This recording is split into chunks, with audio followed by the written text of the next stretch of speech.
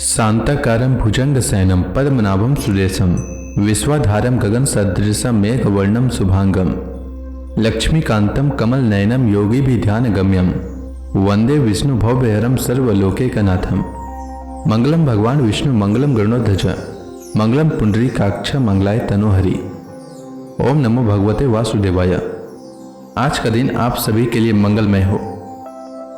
आइए सुनते हैं आषाढ़ मास कथा का 28वां अध्याय। वसुदेव जी और देवकी जी के स्तुति करने के बाद श्री भगवान ने कहा, देवी, स्वयंभू मनवंतर में जब तुम्हारा पहला जन्म हुआ था उस समय तुम्हारा नाम पृश्नि और ये वसुदेव सुतपा नाम के प्रजापति थे। तुम दोनों के हृदय बड़े ही शुद्ध थे।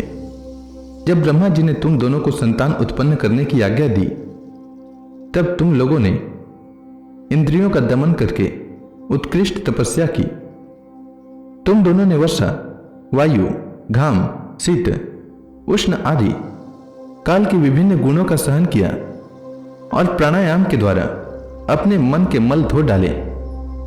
तुम दोनों कभी सूखे पत्ते खा लेते और कभी हवा पीकर ही रह जाते। तुम्हारा चित्त बड़ा शांत था। इस प्रकार तुम लोगों ने मुझसे अभीष्ट वस्तु प्राप्त करने की इच्छा से मेरी आराधना की। मुझ में चित्त लगाकर ऐसा परम दुष्कर और घोर तप करते करते देवताओं के 12,000 वर्ष बीत गए।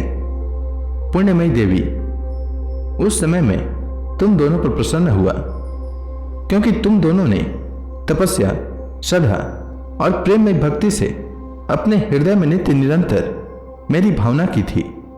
उस समय तुम दोनों की अभिलाषा पूर्ण करने के लिए वर देने वालों का राजा मैं इसी रूप में तुम्हारे सामने प्रकट हुआ। जब मैंने कहा कि तुम्हारी जो इच्छा हो मुझसे मांग लो, तब तुम दोनों ने मेरे जैसा पुत्र मांगा। उस समय तक विषय भोगों से तुम लोगों का कोई संबंध नहीं हुआ था। तुम्हारे कोई संतान भी न थी। इसलिए मेरी माया से मोहित होकर तुम दोनों ने मुझसे मोक्ष नहीं मांगा। तुम्हें मेरे जैसा पुत्र होने का वर प्राप्त हो गया और मैं वहां से चला आया। अब सफल मनोरथ होकर तुम लोग विषयों का भोग करने लगे। मैंने देखा कि संसार में शील स्वभाव, उदारता तथा अन्य गुणों में मेरे जैसा दूसरा कोई नहीं है। इसलिए मैं ही तुम दोनों का पुत्र हुआ और उस समय में पृश्नि गर्भ के नाम से विख्यात हुआ। फिर दूसरे जन्म में तुम अदिति और वसुदेव कश्यप हुए। उस समय भी मैं तुम्हारा पुत्र हुआ। मेरा नाम था उपेंद्र। शरीर छोटा होने के कारण लोग मुझे वामन भी कहते थे। सती देव की, तुम्हारे इस तीसरे जन्म में भी मैं उसी रूप से फिर तुम्हारा पुत्र हुआ हूं। मेरी वाणी सर्वदा सत्य होती है। मैंने तुम्हें अपना यह रूप इसलिए दिखला दिया है कि तुम्हें मेरे पूर्व अवतारों का स्मरण हो जाए। यदि मैं ऐसा नहीं करता तो केवल मनुष्य शरीर से मेरे अवतार की पहचान नहीं हो पाती। तुम दोनों मेरे प्रति पुत्र भाव तथा निरंतर ब्रह्म भाव रखना। इस प्रकार वात्सल्य स्नेह और चिंतन के द्वारा तुम्हें मेरे परम पद की प्राप्ति होगी। श्री सुखदेव जी कहते हैं, भगवान इतना कहकर चुप हो गए। अब उन्होंने अपनी योग माया से पिता माता के देखते देखते तुरंत एक साधारण शिशु का रूप धारण कर लिया। जब वसुदेव जी ने भगवान की प्रेरणा से अपने पुत्र को लेकर सूतिका गृह से बाहर निकलने की इच्छा की, उसी समय नंद पत्नी यशोदा के गर्भ से उस योग माया का जन्म हुआ जो भगवान की शक्ति होने के कारण उनके समान ही जन्म रहित है। उसी योग माया ने द्वारपाल और पूर्ववासियों की समस्त इंद्रिय वृत्तियों की चेतना हर ली। वे सब के सब अचेत होकर सो गए।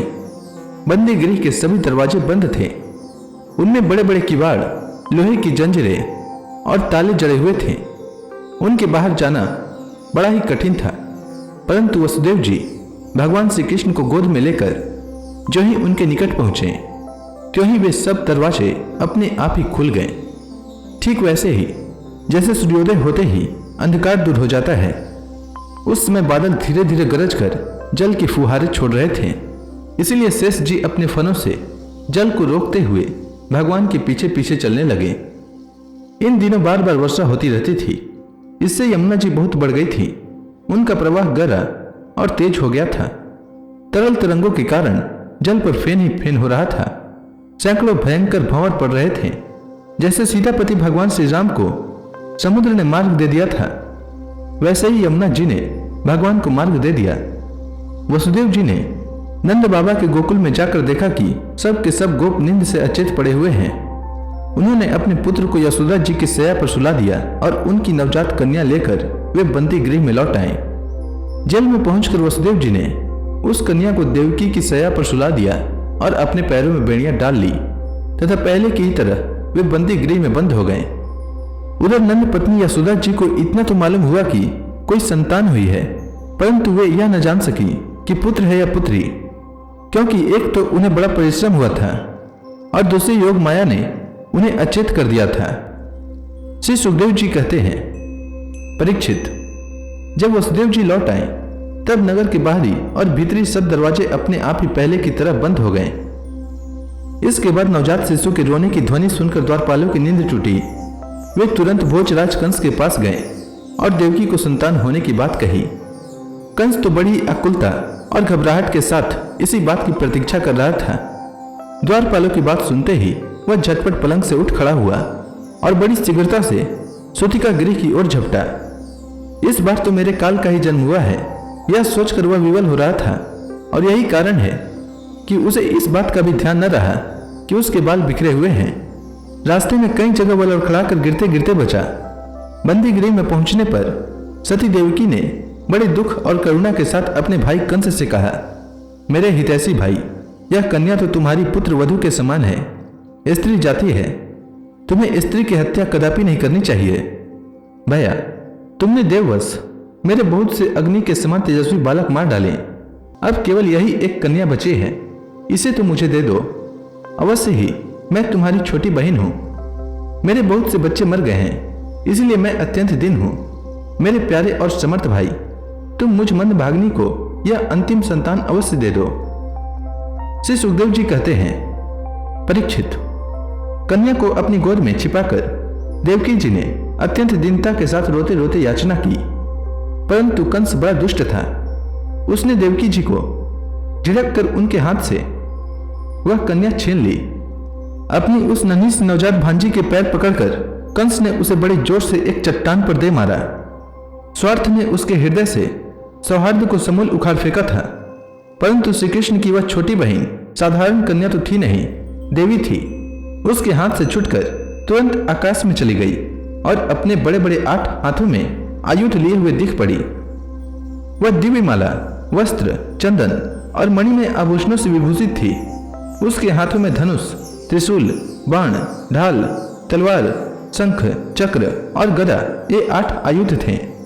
सिद्ध, चारण, गंधर्व, अप्सरा, किन्नर और नागगण बहुत सी भेंट की सामग्री समर्पित करके उनकी स्तुति कर रहे थे। उस समय देवी ने कंस से कहा, रे मूर्ख, मुझे मारने से तुझे क्या मिलेगा? तेरे पूर्व जन्म का शत्रु तुझे मारने के लिए किसी स्थान पर पैदा हो चुका है। अब तू व्यर्थ निर्दोष बालकों की हत्या न किया कर। कंस से इस प्रकार कहकर भगवती योग माया वहां से अंतर्धान हो गई और पृथ्वी के अनेक स्थानों में विभिन्न नामों से प्रसिद्ध हुई। देवी की यह बात सुनकर कंस को असीम आश्चर्य हुआ। उसने उसी समय देवकी और वसुदेव को कैद से छोड़ दिया और बड़ी नम्रता से उनसे कहा, मेरी प्यारी बहन और बहनोई जी, हाय हाय, मैं बड़ा पापी हूँ। राक्षस जैसे अपने ही बच्चों को मार डालता है, वैसे ही मैंने तुम्हारे बहुत से लड़के मार डाले। इस बात का मुझे बड़ा खेद है। मैं इतना दुष्ट हूँ कि करुणा का तो मुझ में लेस भी नहीं है। मैंने अपने भाई बंधु और हितैषियों तक का त्याग कर दिया। पता नहीं अब मुझे किस नरक में जाना पड़ेगा।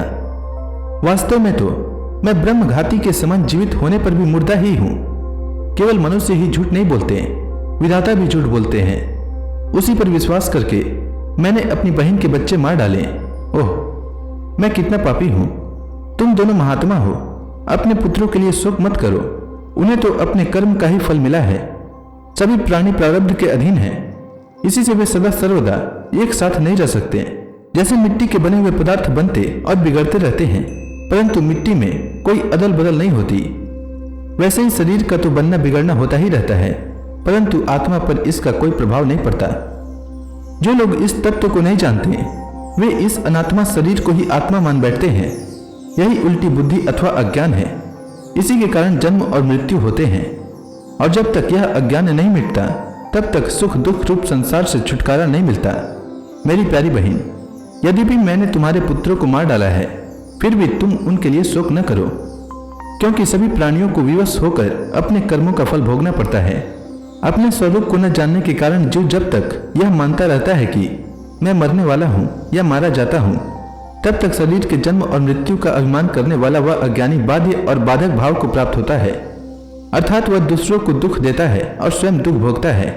मेरी यह दुष्टता तुम दोनों क्षमा करो, क्योंकि तुम बड़े ही साधु स्वभाव और दीनों के रक्षक हो। ऐसा कहकर कंस ने अपनी बहन देवकी और वसुदेव जी के चरण पकड़ लिए। उसकी आंखों से आंसू बह बहकर मुंह तक आ रहे थे। इसके बाद उसने योग माया के वचनों पर विश्वास करके देवकी और वसुदेव को कैद से छोड़ दिया और वह तरह तरह से उनके प्रति अपना प्रेम प्रकट करने लगा।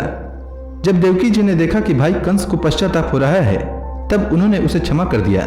वे उसके पहले अपराधों को भूल गईं और वसुदेव जी ने हंसकर कंस से कहा, मनस्वी कंस, आप जो कहते हैं वह ठीक वैसा ही है। जीव अज्ञान के कारण ही शरीर आदि को मैं मान बैठते हैं। इसी से अपने पराये का भेद हो जाता है, और यह भेद दृष्टि हो जाने पर तो वे शोक, हर्ष, भय, द्वेष, लोभ, मोह और मद से अंधे हो जाते हैं। फिर तो उन्हें यह बात का पता ही नहीं रहता कि सबके प्रेरक भगवान ही एक भाव से दूसरे भाव का, एक वस्तु से दूसरी वस्तु का नाश करा रहे हैं। श्री सुखदेव जी कहते हैं, परीक्षित, जब वसुदेव और देवकी ने इस प्रकार प्रसन्न होकर निष्कपट भाव से कंस के साथ बातचीत की, तब उनसे अनुमति लेकर वह अपने महल में चला गया। वह रात्रि बीत जाने पर कंस ने अपने मंत्रियों को बुलाया और योग माया ने जो कुछ कहा था वह सब उन्हें कह सुनाया। कंस के मंत्री पूर्णतया नीति निपुण नहीं थे। तैंते होने के कारण स्वभाव से ही वे देवताओं के प्रति शत्रुता का भाव रखते थे। अपने स्वामी कंस की बात सुनकर वे देवताओं पर और भी चिढ़ गए और कंस से कहने लगे, भोजराज, यदि ऐसी बात है तो हम आज ही बड़े बड़े नगरों में, छोटे छोटे गांवों में, अहीरों की बस्तियों में और दूसरे स्थानों में जितने भी बच्चे हुए हैं, वे चाहे 10 दिन से अधिक के हों या कम के, सबको आज ही मार डालेंगे। समर भीरु देवगण युद्धोद्योग करके ही क्या करेंगे? वे तो आपके धनुष की टंकार सुनकर ही सदा सर्वदा घबराए रहते हैं। जिस समय युद्ध भूमि में आप चोट पर चोट करने लगते हैं, बाण वर्षा से घायल होकर अपने प्राणों की रक्षा के लिए सम्रांगण छोड़कर देवता लोग पलायन परायण होकर इधर उधर भाग जाते हैं। कुछ देवता तो अपने अस्त्र शस्त्र जमीन पर डाल देते हैं और हाथ जोड़कर आपके सामने अपनी दीनता प्रकट करने लगते हैं। कोई कोई अपनी चोटी के बाल खोलकर आपकी शरण में आकर कहते हैं कि हम भयभीत हैं, हमारी रक्षा कीजिए। आप उन शत्रुओं को नहीं मारते जो अस्त्र शस्त्र भूल गए हों, जिनका रथ टूट गया हो, जो डर गए हों, जो युद्ध छोड़कर भाग गए हों, जिनका धनुष टूट गया हो या जिन्होंने युद्ध से अपना मुख मोड़ लिया हो, उन्हें भी आप नहीं मारते। देवता तो बस वही वीर बनते हैं जहाँ कोई लड़ाई झगड़ा न हो। रणभूमि के बाहर वे बड़ी बड़ी डिंग हाँकते हैं। उनसे तथा एकांतवासी विष्णु, वनवासी शंकर, अल्पवीर्य इंद्र और तपस्वी ब्रह्मा से भी हमें क्या भय हो सकता है? फिर भी देवताओं की उपेक्षा नहीं करनी चाहिए, ऐसी हमारी राय है, क्योंकि हैं तो वे शत्रु ही। इसलिए उनकी जड़ उखाड़ फेंकने के लिए आप हम जैसे विश्वास पात्र सेवकों को नियुक्त कर दीजिए। जब मनुष्य के शरीर में रोग हो जाता है और उसकी चिकित्सा नहीं की जाती, उपेक्षा कर दी जाती है, तब रोग अपनी जड़ जमा लेता है और फिर वह असाध्य हो जाता है। अथवा जैसे इंद्रियों की उपेक्षा कर देने पर उनका दमन असंभव हो जाता है, वैसे ही यदि पहले शत्रु की उपेक्षा कर दी जाए और वह अपना पांव जमा ले, तो फिर उसको हराना कठिन हो जाता है। देवताओं की जड़ है विष्णु और वह वहाँ रहता है जहाँ सनातन धर्म है। सनातन धर्म की जड़ है वेद, गौ, ब्राह्मण, तपस्या और वे यज्ञ जिनमें दक्षिणा दी जाती है। इसलिए भोजराज, हम लोग वेदवादी ब्राह्मण, तपस्वी, याज्ञिक और यज्ञ के लिए घी आदि हविष्य पदार्थ देने वाली गायों का पूर्ण रूप से नाश कर डालेंगे। ब्राह्मण, गौ, वेद, तपस्या, सत्य, इंद्रिय दमन, मनोनिग्रह, श्रद्धा, दया, तितिक्षा और यज्ञ विष्णु के शरीर हैं। वह विष्णु ही सारे देवताओं का स्वामी तथा असुरों का प्रधान द्वेषी है, परंतु वह किसी गुफा में छिपा रहता है। महादेव, ब्रह्मा और सारे देवताओं की जड़ वही है। उसको मार डालने का उपाय यह है कि ऋषियों को मार डाला जाए। श्री सुखदेव जी कहते हैं, परीक्षित, एक तो कंस की बुद्धि स्वयं ही बिगड़ी हुई थी, फिर उसे मंत्री ऐसे मिले थे जो उससे भी बढ़कर दुष्ट थे।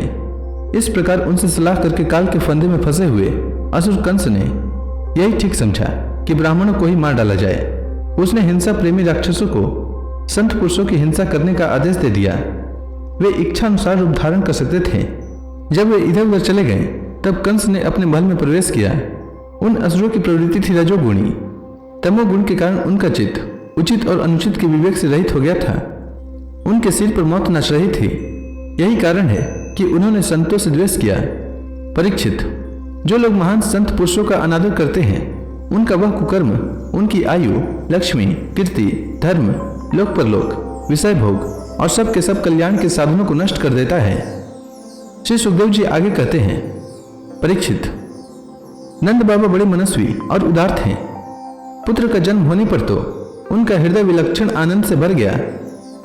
उन्होंने स्नान किया और पवित्र होकर सुंदर सुंदर वस्त्राभूषण धारण किए। फिर वेदज्ञ ब्राह्मणों को बुलवाकर स्वस्ति वाचन और अपने पुत्र का जात कर्म संस्कार करवाया। साथ ही देवता और पितरों की विधि पूर्वक पूजा भी करवाई।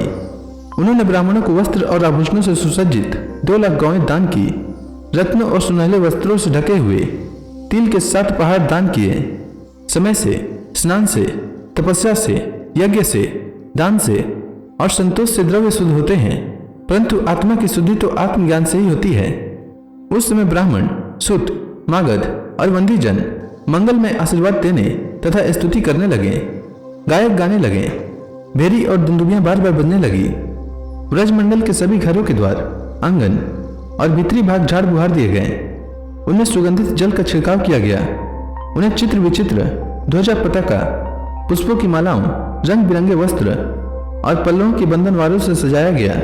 गाय, बैल और बछड़ों के अंगों में हल्दी तेल का लेप कर दिया गया और उन्हें गेरू आदि रंगीन धातुएं, मोरपंख, फूलों के हार, तरह तरह के सुंदर वस्त्र और सोने की जंजीरों से सजा दिया गया।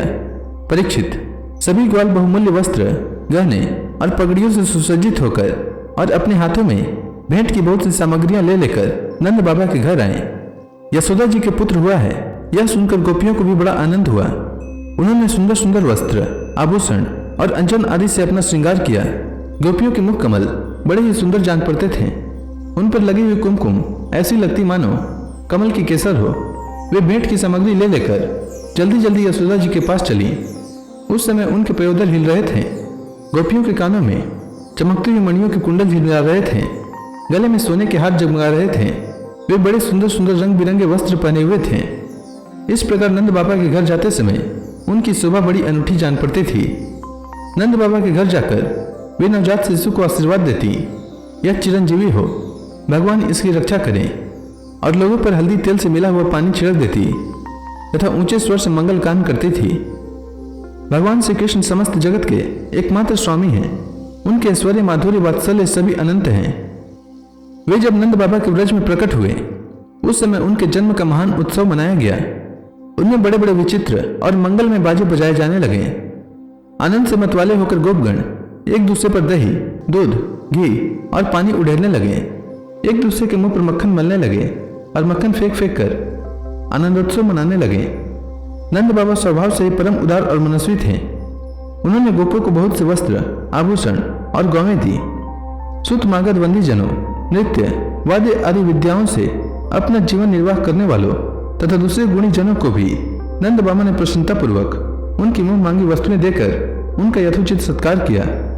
यह सब करने में उनका उद्देश्य यही था कि इन कर्मों से भगवान विष्णु प्रसन्न हो और मेरे इस नवजात शिशु का मंगल हो। नंद बाबा के अभिनंदन करने पर परम सौभाग्यवती रोहिणी जी दिव्य वस्त्र, माला और गले के भांति भांति गहनों से सुसज्जित होकर गृह स्वामिनी की भांति आने जाने वाली स्त्रियों का सत्कार करती हुई विचर रही थी। परीक्षित, उसी दिन से नंद बाबा के व्रज में सब प्रकार की रिद्धि सिद्धियां, अटखेलियां करने लगी और भगवान श्री कृष्ण के निवास तथा अपने स्वाभाविक गुणों के कारण वह लक्ष्मी जी का क्रीड़ा स्थल बन गया। परीक्षित, कुछ दिनों के बाद नंद बाबा ने गोकुल की रक्षा का भार तो दूसरे गोपों को सौंप दिया और वे स्वयं कंस का वार्षिक कर चुकाने के लिए मथुरा चले गए। जब वसुदेव जी को यह मालूम हुआ कि हमारे भाई नंद जी मथुरा में आए हैं और राजा कंस को उसका कर भी दे चुके हैं, तब वे जहां नंद बाबा ठहरे हुए थे वहां गए। वसुदेव जी को देखते ही नंद जी सहसा उठकर खड़े हो गए, मानो मृतक शरीर में प्राण आ गया हो। उन्होंने बड़े प्रेम से अपने प्रियतम वसुदेव जी को दोनों हाथों से पकड़कर हृदय से लगा लिया। परीक्षित, नंद बाबा ने वसुदेव जी का बड़ा स्वागत सत्कार किया। वे आदरपूर्वक आराम से बैठ गए। उस समय उनका चित्त अपने पुत्रों में लग रहा था। वे नंद बाबा से कुशल मंगल पूछकर कहने लगे। वसुदेव जी ने कहा, भाई, तुम्हारी अवस्था ढल चली थी और अब तक तुम्हें कोई संतान नहीं हुई थी। यहाँ तक कि अब तुम्हें संतान की कोई आशा भी नहीं थी। यह बड़ी सौभाग्य की बात है कि अब तुम्हें संतान प्राप्त हो गई। यह भी बड़े आनंद का विषय है कि आज हम लोगों का मिलन हो गया। अपने प्रेमियों का मिलना भी बड़ा दुर्लभ है। इस संसार का चक्र ही ऐसा है। इसे तो एक प्रकार का पूर्व जन्म ही समझना चाहिए। जैसे नदी के प्रबल प्रवाह में बहते हुए बेड़े और तिनके सदा एक साथ नहीं रह सकते, वैसे ही सगे संबंधी और प्रेमियों का भी एक स्थान पर रहना संभव नहीं है। यद्यपि वह सबको प्रिय लगता है, क्योंकि सबके प्रारब्ध कर्म अलग अलग होते हैं। आजकल तुम जिस महावन में अपने भाई बंधु और स्वजनों के साथ रहते हो, उसमें जल, घास और लता पत्रादि तो भरे पूरे है ना। वह वन पशुओं के लिए अनुकूल और सब प्रकार के रोगों से तो बचा है ना।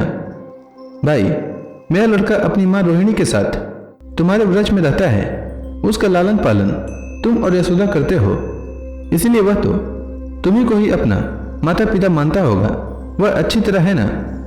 मनुष्य के लिए वही धर्म, अर्थ और काम शास्त्र विहित हैं, जिनसे उसके स्वजनों को सुख मिले। जिनसे केवल अपने को ही सुख मिलता है, किंतु अपने स्वजनों को दुख मिलता है, वे धर्म, अर्थ और काम हितकारी नहीं है। नंद बाबा ने कहा, भाई वसुदेव, कंस ने देवकी के गर्भ से उत्पन्न तुम्हारे कई पुत्र मार डाले। अंत में एक सबसे छोटी कन्या बच रही थी, वह भी स्वर्ग सिधार गई। इसमें संदेह नहीं कि प्राणियों का सुख दुख भाग्य पर ही अवलंबित है। भाग्य ही प्राणी का एकमात्र आश्रय है। जो जान लेता है कि जीवन के सुख दुख का कारण भाग्य ही है, वह उनके प्राप्त होने पर मोहित नहीं होता। वसुदेव जी ने कहा, भाई, तुमने राजा कंस को उसका सालाना कर चुका दिया। हम दोनों मिल भी चुके। अब तुम्हें यहाँ अधिक दिन नहीं ठहरना चाहिए, क्योंकि आजकल गोकुल में बड़े बड़े उत्पात हो रहे हैं। श्री सुखदेव जी कहते हैं, परीक्षित, जब वसुदेव जी ने इस प्रकार कहा, तब नंद आदि गोपों ने उनसे अनुमति ली। बैलों से जुते हुए छकड़ों पर सवार होकर गोकुल की यात्रा की। तो इसी के साथ श्रीमद् भागवत महापुराण में वर्णित गोकुल में भगवान का जन्मोत्सव नामक यह अध्याय समाप्त हुआ। इसके आगे की कथा मैं कल के अध्याय में सुनाऊंगा। तब तक के लिए भगवान हरि का नाम लेते रहें। तो प्रेम से बोली भगवान विष्णु की जय, श्री कृष्ण भगवान की जय, समस्त देवी देवताओं की जय।